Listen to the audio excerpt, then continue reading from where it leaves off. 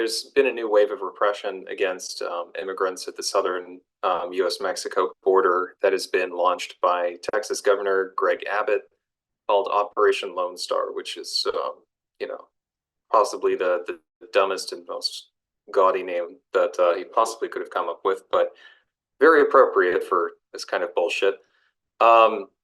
So the scheme is that he has designated a bunch of counties around the U.S.-Mexico border as disaster zones, which supposedly allows the Texas National Guard to enforce border policy. The problem with this from the U.S. ruling class's perspective is that this is overstepping the bounds of the authority of one state within the union. Traditionally, it has been the federal government's responsibility to enforce border policy, not the individual states. This led to a standoff, culture war thing between all of the Republican-controlled states and the Biden administration over the issue, and went all the way to the Supreme Court. And the Supreme Court basically said, well, yeah, the Biden administration is the one who really is allowed to enforce border policy. But so far, the standoff, I believe, continues, but at a lower level. Specifically, it was over whether or not the Texas National Guard is allowed to put up border wire, and whether or not the Border Patrol agents from the federal government are allowed to cut that in order to do their jobs. In any case, it's a humanitarian disaster. Thousands of immigrants have already been arrested and deported by the Texas National Guard. And the showdown is especially concerning. But we shouldn't get it twisted and think that Genocide Joe is in any way friendly to immigrants. Joe Biden has actually outflanked the Republicans to the right on immigrant policy. He actually invited Donald Trump, the guy who they were criticizing 4 years ago for kids in cages. He invited him to draft the latest immigration policy reform. So 2.3 migrants have been paroled into the United States, awaiting a supposed trial or deportation on whether or not they get asylum. The Biden administration is only allowing 125,000 cases to be heard every year. So the idea that this backlog will ever get through is complete nonsense. Almost none of them are going to get asylum, and the truth is that that's just not a priority for the U.S. ruling class. Up until May 2023, and you can read about this in the article that's part of the talk, as Justin points out, up until May 2023, Biden was actually maintaining Trump's policy of just denying asylum in general, which is against international law, but when has the U.S. ever cared about that? So I think before we go into the background and the sort of underlying dynamics here, it's important for us to go into the history of border controls in the United States. So as we all know on this call, the United States started out as a settler colony.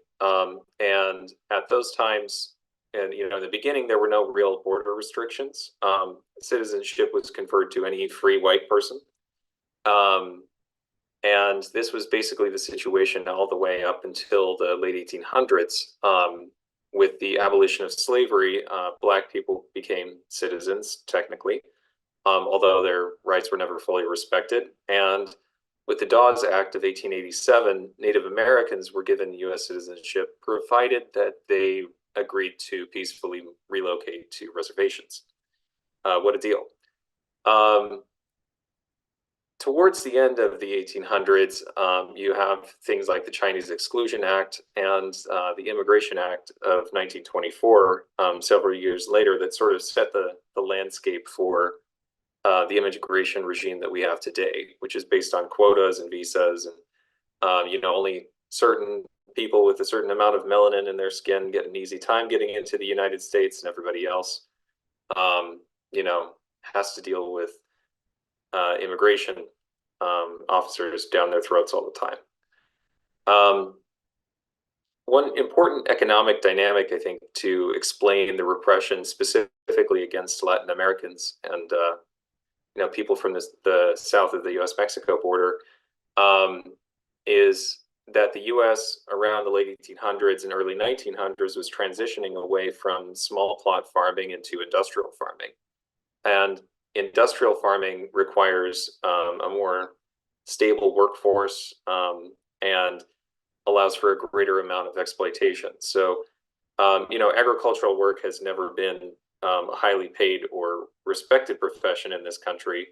Um, if you think about the fact that there were slaves who did that work previously, the conditions that this level of repression provides for is a condition in which there's a large portion of migrant labor that can be deported at any time, that is paid poverty wages, and will accept this because of the threats placed against them, the detention center or deportation.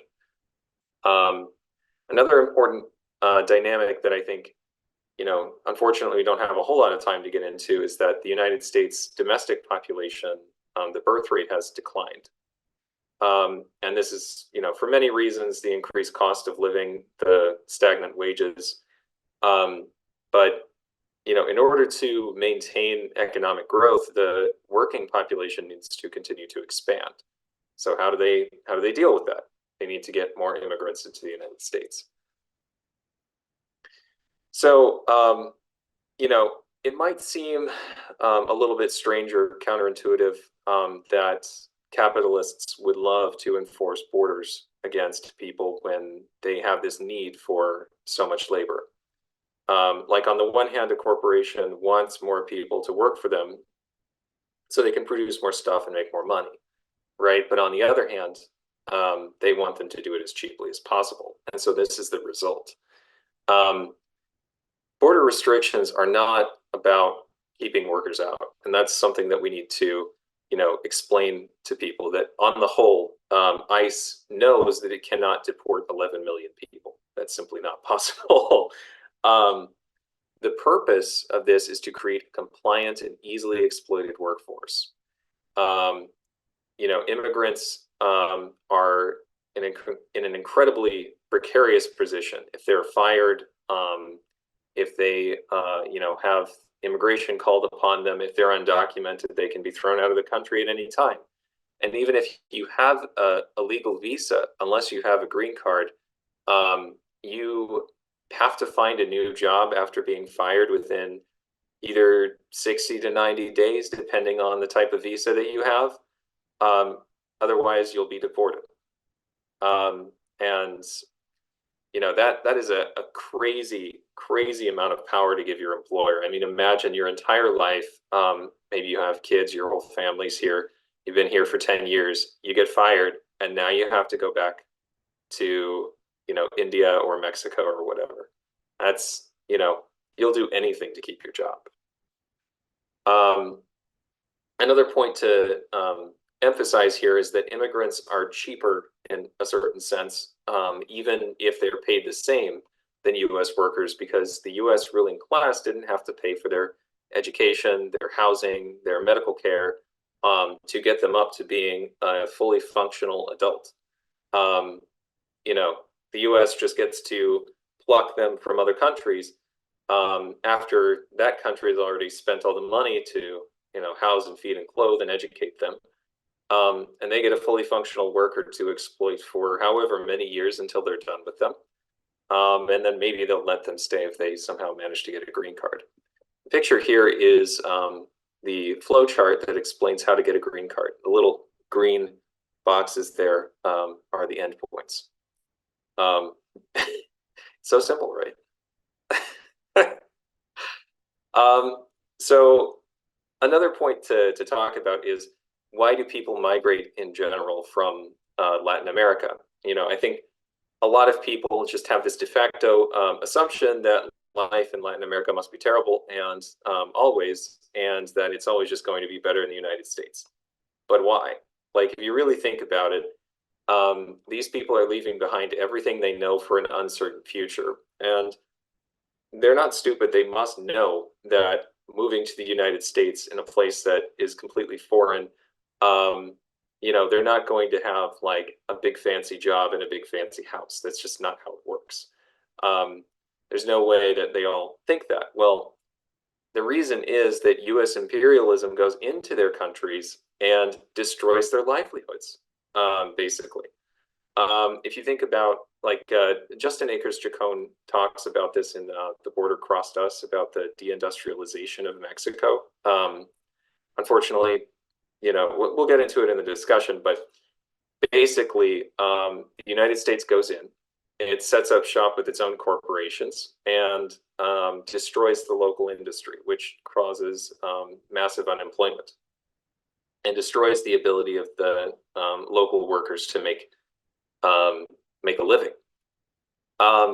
So, and then because of that process, they basically move capital from the dominated country that they are, imperializing or colonizing back to the United States. So they move the jobs back to the United States, and then they're shocked when people want to move here. You know, um, like from a technical point of view, um, the way that it works is an imperialist country has a higher organic composition of capital, which is a fancy term we don't need to get into, but basically it means it's the ratio of capital to wages. It's a measure of how much capital a worker, on average, manipulates in order to do their job. So a higher amount means a greater amount of technological superiority. So basically what this means is that, for example, if you are setting up a factory and you're producing shoes or cars or whatever, a higher organic composition of capital or technologically superior company is going to have workers who are just, setting buttons on where to order parts into the machine, and the car is mostly being assembled entirely by robots. Whereas, less technologically superior, lower OCC company would have workers actually putting the cars together themselves, moving the pieces together and all of that. So obviously the domestic industry can't compete with this level of automation. And that's by design, right? The United States is going in there specifically to make money and to dominate the country, right? And this causes capital and wealth to flow from the colonized, the dominated country back to the United States. And as I said, jobs follow capital, so the jobs come back to the United States. So, in contrast to the right-wing narrative that immigrants are stealing our jobs or whatever, really it's US corporations stealing their livelihoods. They're just coming here for the livelihood that was stolen from them. That's what I would tell people. So, we have to, I think, win the case with, workers, especially like unions and stuff, to say, why do we oppose borders? Because there's this idea, I think, promoted, especially among sort of more conservative union types, that there's only a set number of jobs in the country, or that, if there's a flood of workers into the country, then there's not going to be enough jobs for everyone. That's not something that actually, happens in practice. The truth is, the level of unemployment in a country is a policy choice by the capitalists. The people who are stealing your jobs, the people who are, destroying your livelihoods, are the people who own the company. They're the ones who fired you and chose to, move your job somewhere else or try to pay you less. So, we need to emphasize with people that borders divide us and they bring down living standards for all of us. And beyond this, it's, completely immoral to maintain borders like this. They require an enormous amount of violence to maintain. You look at the number of border agents, you look at the barbed wire, the walls, the detention centers, you name it. This is a completely immoral thing. They're putting kids in cages right now. They're separating families right now. And for us, one major reason for us is that we can't abide anything that divides the working class. We can't maintain something like that if we want to have a revolution. We have to be as united as possible to bring down the capitalists. So we have to get rid of borders. So with that sort of like background out of the way, I think it's important to talk a little bit about the background of like why this spat is happening now. And in my opinion, it comes back to the relative decline of U.S. imperialism. U.S. imperialism is stagnant, not able to maintain its same dominance that it used to. You see China rising as like a regional power in Asia.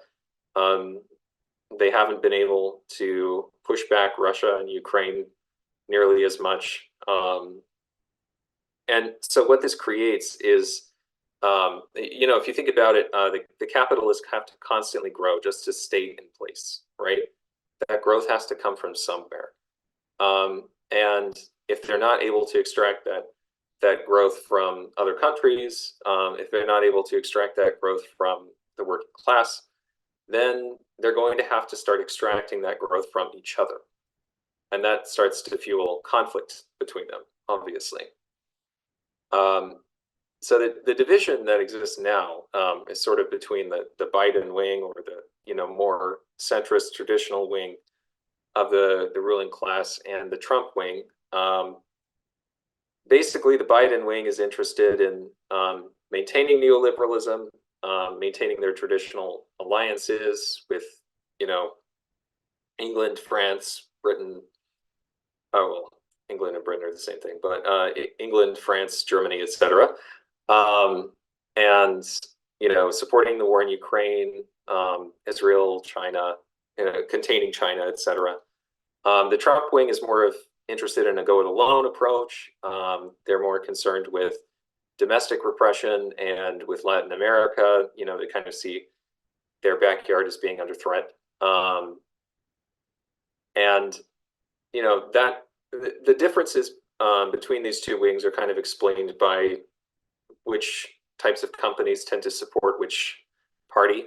The Republicans tend to have more like natural resource extraction, energy companies, agricultural businesses that rely on more like manual labor, blue collar work, etc. So they depend more on immigrant labor, whereas the Democratic leaning companies like finance and tech tend to have a more international look. They have investments across the world, and they want to maintain the US's predominance through traditional alliances rather than this sort of go-it-alone approach. And the situation in Latin America is getting worse. Their economies are basically being clamped down on by the interest rates that have risen as a result of the inflation spike, and then the Fed raising interest rates has made getting dollars more difficult, more expensive, which means their debt servicing becomes more difficult, which makes economic growth more difficult across Latin America.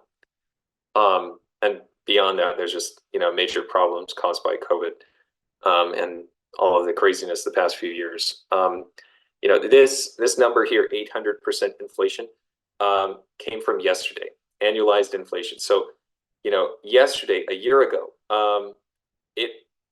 the prices in Argentina would have been 8 times less. That is crazy. And just across the whole region, even if it's not as bad as Argentina, economic growth has been slow, jobs are worse, so all of this creates pressure towards immigration. And where are they going to go? The US, of course. And also, there's been an increased amount of disasters thanks to climate change. And of course, as we know, Latin America is going to be hit harder than most other developed nations. Like any other, countries in the global north are not going to face the same problems that countries in the global south are going to face because of climate change. So I just want to wrap up with a quick call to action about what we can do. We need to have the same sort of demands to abolish the borders, abolish ICE, to end the border restrictions. And we also need to point out that the US is the one fueling this migration. The US is the one fueling this terrible, need for people to move from their homes and their livelihoods just to have a decent life. The reason why there's rampant crime in areas like El Salvador or Mexico is because the United States has created a situation in which normal employment is almost impossible. It's U.S. imperialism causing all of these problems. We need to point the finger back at where it belongs. And we also need to win the fight with people that we can't rely on so-called progressive politicians. Ocasio-Cortez got elected on the promise of abolishing ICE. She said that slogan so many times in her first election campaign, and yet every single year she has voted to fund ICE. It's at this point, I think, a pretty dead horse. But there will be further progressives into the future who are going to say, "Oh, look, I'm different. I'm a different kind of Democrat." And we need to point out to people that know that the next Brandon Johnson, he's a Democrat. He's going to repress immigrants just the same as any of the rest of them. And we also need to win the fight with the union bureaucracies as much as we can, or with unionists in general, that their ability to fight back against their employers is directly impacted by borders. If we can organize across borders, if we can organize across these divides, we are much stronger for it. Imagine if UAW had managed to shut down plants across the world, not just in the United States.